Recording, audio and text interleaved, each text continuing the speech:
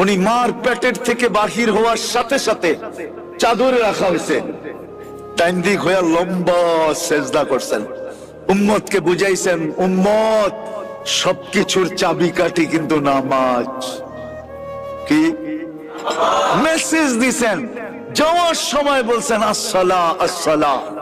একটাই আদর্শ যদি পালন করতাম 100-100, মা বোনরা যদি করত, পুরুষরা যদি করত, যুবকরা যদি করত, বৃদ্ধরা যদি করত, সবাই যদি করতাম, আজকে নবীর ইজ্জত রাখি।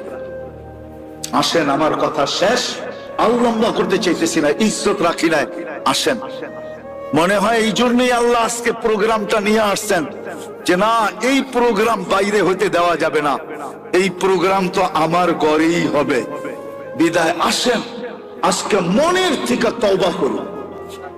করবেন যে আল্লাহ আমরা বড় ভুল